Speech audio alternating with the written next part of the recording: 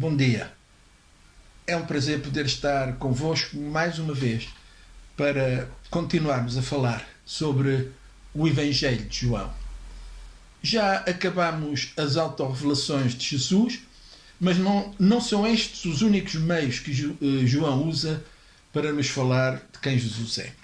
Na introdução que fizemos, dissemos que, e de acordo também com os versículos-chave, João diz-nos que, e nós por isso dissemos, que Jesus fez muitos sinais perante os seus discípulos e ele escolheu um conjunto deles para que, ao lê-los, ao conhecê-los, eles pudessem despertar fé em nós. Isto é, neste Evangelho nós não apenas conhecemos Jesus através daquilo que ele diz de si mesmo, eu sou porta, eu sou bom pastor, eu sou videira, não importa, 7 vezes que Jesus diz, mas também João tem o cuidado de mostrar quem ele é por causa das coisas que ele faz.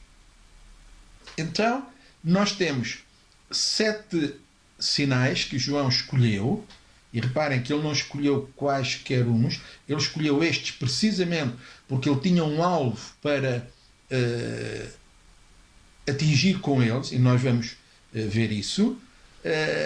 E mais uma vez, aquilo que nós vamos ver nos milagres é o aspecto único de Jesus, o caráter único de Jesus. E, claro, a sua divindade e a sua importância para nós. Os milagres funcionam como uma prova cumulativa.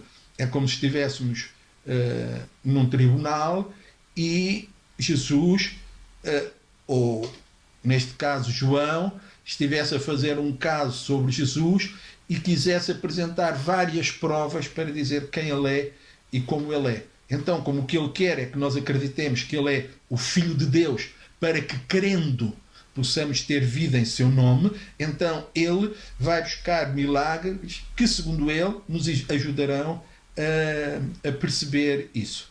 O primeiro desses milagres encontra-se no Evangelho de João, capítulo 2, os versículos 1 a 11, e é um milagre da transformação da água em vinho.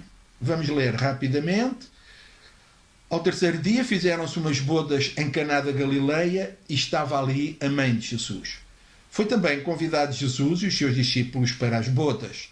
Faltando o vinho, a mãe de Jesus lhe disse: não tem vinho. Disse-lhe Jesus: mulher, que tenho eu contigo? Ainda não é chegada a minha hora. Sua mãe disse aos serventes: fazei tudo quanto ele vos disser. Estavam-lhe postas 6 talhas de pedra para a purificação dos judeus, e em cada uma cabiam 2 ou 3 almudes. Disse-lhes Jesus: enchei de água essas talhas, e encheram-nas até acima. Disse-lhes: tirai agora e levai ao mestre-sala. E levaram. E logo que o mestre-sala provou a água feita vinho, não sabendo de onde viera, se bem que o sabiam os serventes que tinham tirado a água, chamou o mestre-sala ao esposo e disse-lhe: todo homem põe primeiro o vinho bom, e quando já tem bebido bem, então o inferior. Mas tu guardaste até agora o bom vinho.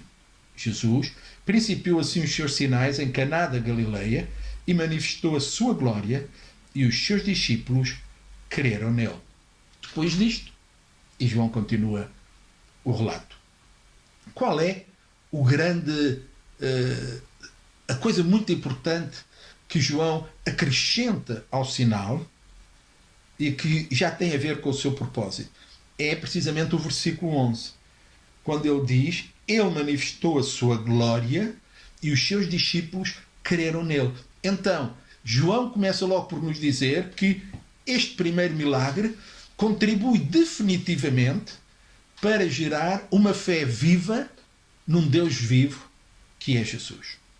Muito bem. Então, o que é que nós podemos ver, imaginar, pensar acerca deste milagre, das coisas que Jesus faz aqui? É muito interessante que neste milagre Jesus revela-se como Senhor, em todos eles. Mas neste, de uma maneira muito interessante, ele revela-se como Senhor da qualidade. Num momento, num instante, ele fez aquilo que a natureza demora meses. A videira tem que florescer, tem que dar fruto, o fruto tem que ser apanhado, pisado. O vinho depois, primeiro é apenas aquele sumo de frutas, de sumo de uva, vai a fermentar, tem que passar por todo esse processo até que haja vinho. E depois o vinho, em Portugal nós fazemos assim, o vinho depois tem que passar o inverno para apanhar frio suficiente, porque depois de apanhar o frio, o vinho fica melhor. E o facto é que este não era apenas vinho, era vinho bom. É interessante, quando nós vemos isto, que Jesus não transformou o vinho, água, num vinho qualquer. Hoje muita gente já faz isso. Eles conseguem transformar água em vinho razoável ou muito fraco. Jesus não usou nenhum meios artificiais nem nenhum químicos. Como se diz, este não era vinho martelado, era vinho puro, bom, de grande qualidade. O mestre Sala ficou espantado com a qualidade do vinho. Então, Jesus é o Senhor, Ele controla, Ele domina, Ele é Senhor da qualidade. Ele pode mudar, alterar, Ele pode fazer aquilo que não é a partir daquilo que é. Ele criou o universo do nada, pelo poder da sua palavra, mas ainda hoje Ele consegue continuar a criar. Ele é Criador. Não é por acaso que no capítulo 1 diz que todas as coisas foram feitas por Ele e sem Ele nada do que foi feito se fez.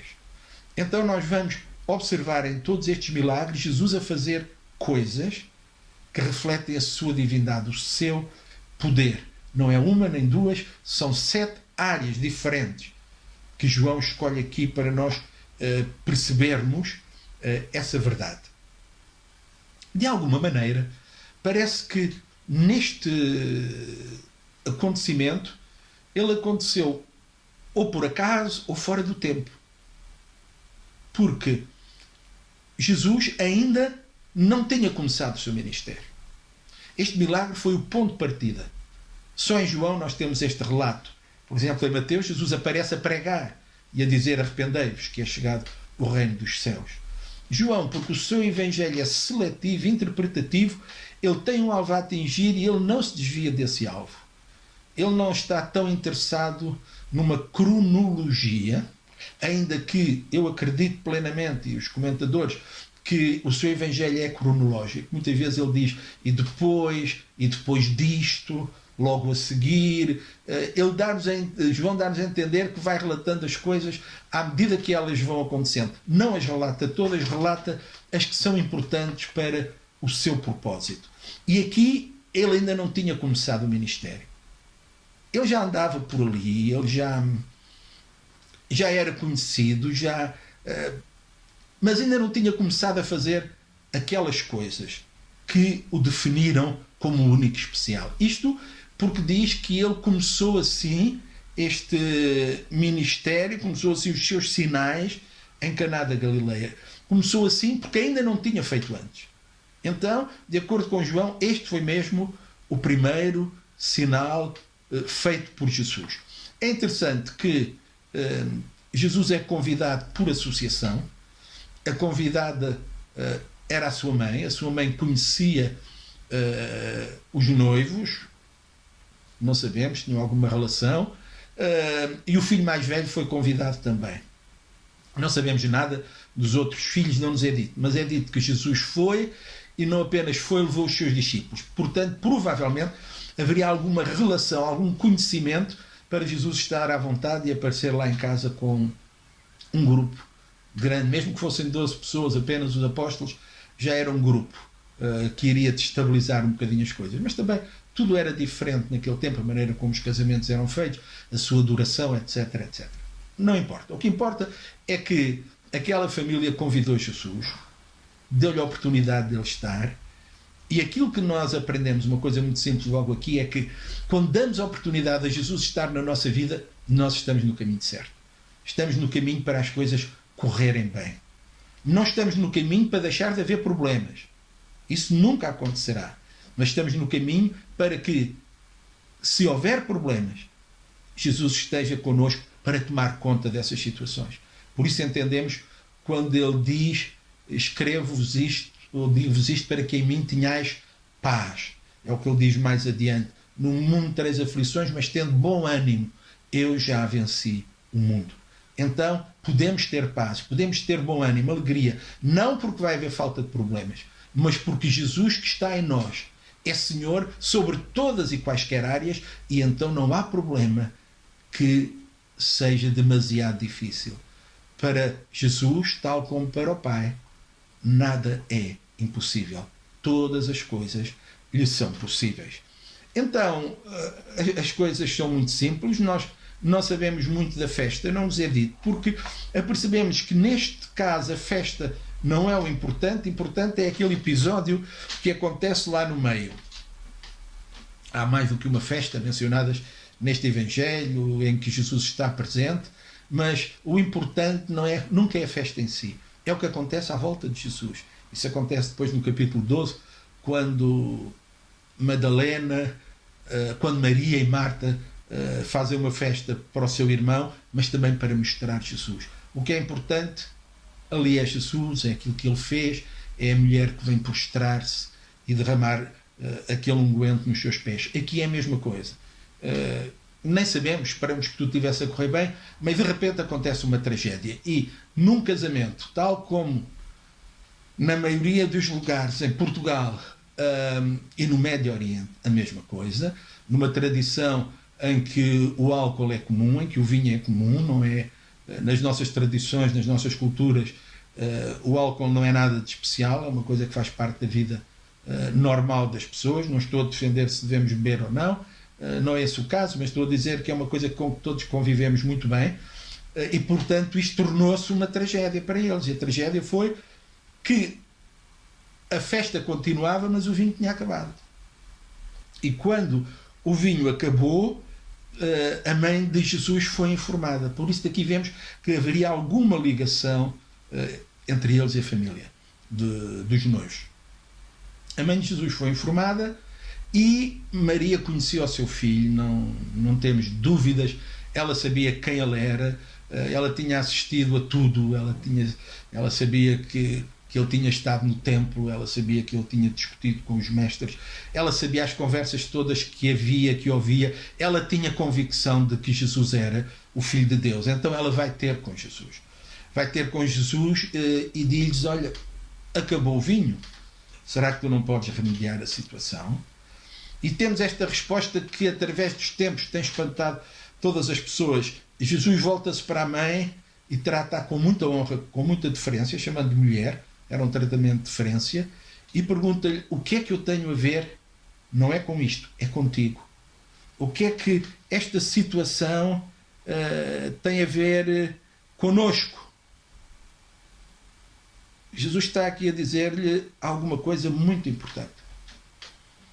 E aquilo que ele diz a ela é importante porque mata à nascença, reparem, mata à nascença todas as tentativas, infelizmente bem-sucedidas, que algumas religiões fizeram, de dar a Maria um papel que ela não tinha, não teve, não tem, em relação a Jesus. Maria não é de maneira nenhuma intercessora. Maria não dá ordens, não diz, não faz, nem sugere. Maria levou ali o problema e Jesus disse: o que é que eu tenho contigo? Por outras palavras, o que é que tu tens de vir até mim e dizer-me o que eu devo fazer para resolver esta situação? Não há nada para fazer. Não há nada para interferir. Jesus mostra que, como Deus, ele move-se e age independentemente de quaisquer ajudas, porque ele não precisa disso. Ele sabe tudo, ele conhece tudo, ele não tem conselheiros.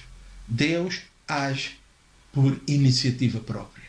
O seu conhecimento total disponibiliza nele uma sabedoria perfeita. Isto é, ele não apenas sabe tudo em termos de informação, mas ele sabe tudo em termos de como fazer, como resolver todas as situações.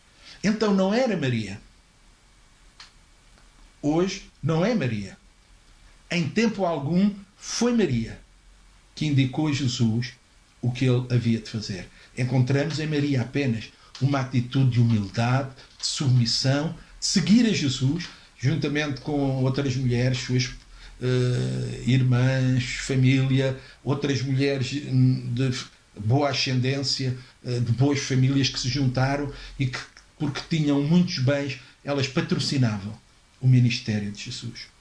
Mas encontramos aqui, tal como encontramos em relação a João Batista, quando ele é colocado no seu lugar e quando na sua boca são colocadas palavras que dizem ele é que é o Cordeiro de Deus, é necessário que ele cresça e que eu diminua, aparece-nos sempre aqui a ideia de que Jesus é único, é divino, ele é Deus, ele não está sujeito às nossas opiniões, àquilo que nós dizemos, ele não está sujeito a nada, ele move-se dentro da sua vontade e no precioso templo de Deus. E nós temos que aprender isto, aquilo que Jesus quer fazer e faz, não tem a ver comigo, com as minhas palavras, tem a ver com ele. Por isso faz impressão quando há tanta gente que acha que pode falar, declarar, profetizar e mandar Deus fazer coisas. Não perca tempo com isso. Deus faz o que ele quer, como ele quer, quando ele quer, no seu tempo.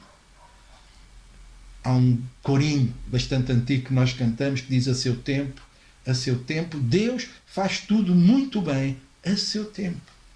Não é no nosso tempo, não é quando nós achamos que. E esta é alguma coisa que, como cristãos, precisamos de aprender no princípio da nossa caminhada. Ao dizermos, venha a nós o teu reino e faça-se a tua vontade, estamos a dizer, eu aceito viver no teu tempo e no teu plano. Jesus tem um tempo e um plano para cada coisa na minha vida e na sua vida. Deus quer fazer coisas maravilhosas, sem dúvida. Deus está connosco e estará a cada dia, em cada momento, em cada situação, mas ele fará não porque eu quero, não porque eu sou um cristão com uma fé tão especial que posso ordenar e os céus movem-se por causa de mim, não. Mas porque eu vivo em submissão, em obediência, de tal maneira em relação a ele, que o bom prazer de Deus é fazer, é abençoar, é cuidar, e ele o fará, mas no seu tempo. E se eu insistir com Deus para ele fazer fora de tempo, no seu grande amor, Deus não faz. Mas se há alguma coisa que eu posso fazer por mim, então eu e muitos de nós já temos estragado muitas coisas, porque nos temos agido, temos feito fora do tempo de Deus. E aquilo que não é no tempo e na vontade de Deus, Deus não abençoa. Bem, logo a seguir, Jesus encheu-se de compaixão. E este milagre revela que este grande Senhor, este grande Deus, é um Deus de compaixão e misericórdia. Porque temos que entender que milagres são coisas demasiado grandes e poderosas para acontecerem de qualquer maneira. Os milagres acontecem como resultado do amor, da misericórdia de Deus, também para cumprir o seu plano e o seu propósito em relação ao universo e em relação a nós próprios. Cada vez que acontece um milagre, as leis do universo são quebradas. Um milagre implica que uma coisa estranha, fora do comum, aconteceu. Então apenas o grande legislador e sustentador do universo tem poder para quebrar as suas leis, para intervir de fora e fazer as coisas como ele quer naquele momento. Então não brinquemos com milagres. Aceitemos que eles são uma dádiva de Deus. Hoje começamos esta sessão com um hino. Eu pedi à minha cantora privativa, desculpem.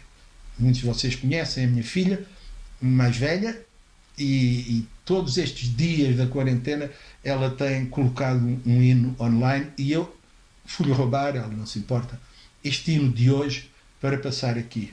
Para nos lembrar que este Jesus que começou os seus sinais em Caná da Galileia, transformando água em vinho, mudando aquilo que apenas a natureza em muito tempo pode fazer, pelo poder criativo da sua palavra.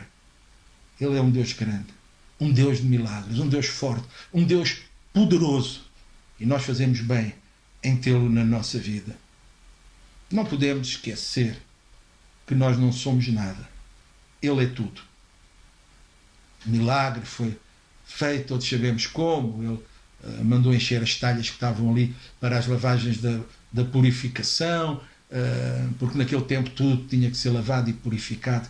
Eram os batismos práticos, a louça, tudo tinha que ser lavado e purificado, as pessoas tinham que lavar as mãos várias vezes, etc.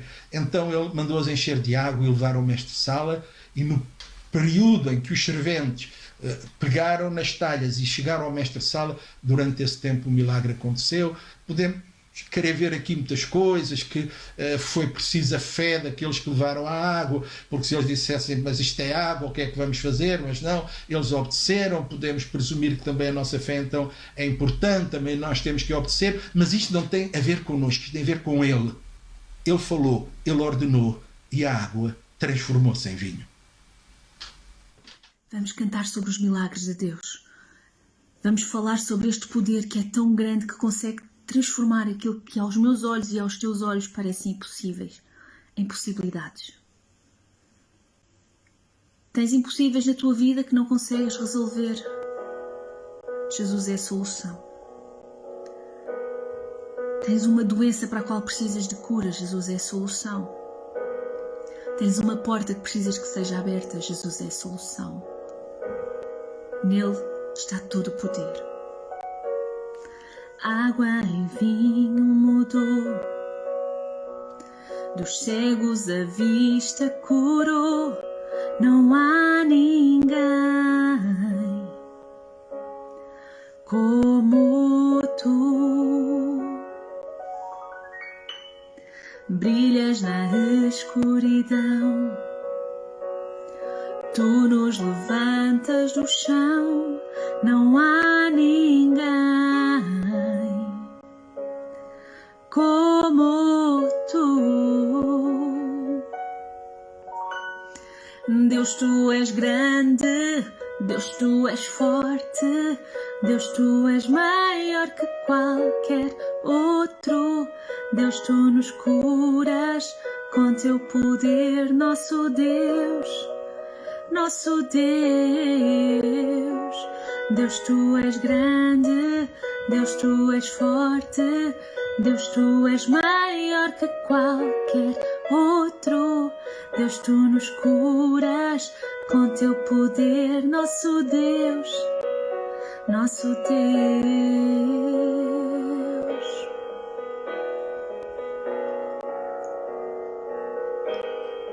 E o seu poder é tão grande que nada nem ninguém lhe pode resistir. A água em vinho mudou, dos cegos a vista curou. Não há ninguém como tu.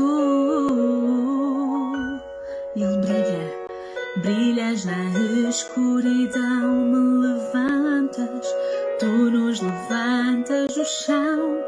Não há ninguém como tu. Deus, tu és grande, Deus, tu és forte, Deus, tu és maior que qualquer outro. Deus, tu nos curas com teu poder, nosso Deus, nosso Deus. Deus, tu és grande, Deus, tu és forte, Deus, tu és maior que qualquer outro. Deus, tu nos curas com teu poder, nosso Deus, nosso Deus. Deus, tu és grande, Deus, tu és forte, Deus, tu és maior que qualquer outro. Deus, tu nos curas com teu poder, nosso Deus, nosso Deus. Deus, tu és grande, Deus, tu és forte, és maior que qualquer outro. Deus, tu nos curas com teu poder, nosso Deus, nosso Deus. E se Deus é por nós, quem nos pode parar? E se Deus é por nós, quem pode resistir? E se Deus é por nós, quem nos pode parar? E se Deus é por nós, quem pode resistir? E se Deus é por nós, quem nos pode parar? E se Deus é por nós, quem pode resistir? E se Deus é por nós, quem nos pode parar? E se Deus é por nós, quem pode resistir? Quem pode, quem pode, quem pode resistir? Resistir. Oh, meu Deus é grande. Resistir. Quem pode resistir? Deus, tu és grande. Deus, tu és forte. Deus, tu és maior que qualquer outro. Deus, tu nos curas com teu poder, nosso Deus, nosso Deus. Deus, tu és grande. Deus, tu és forte. Deus, tu és maior, maior que qualquer outro. Deus, tu nos curas com teu poder, nosso Deus, nosso Deus. E se Deus é por nós, quem nos pode parar? E se Deus é por nós, quem pode resistir? E se Deus é por nós, quem nos pode parar? E se Deus é por nós, quem pode resistir? Quem pode, quem pode, quem pode resistir? Não dá para resistir. Deus, tu és grande. Deus, tu és forte. Deus, tu és maior que qualquer outro. Deus, tu nos curas com teu poder, nosso Deus, nosso Deus. Deus, tu és grande. Deus, tu és forte. Deus, tu és maior que qualquer outro. Deus, tu nos curas com teu poder, nosso Deus, nosso Deus.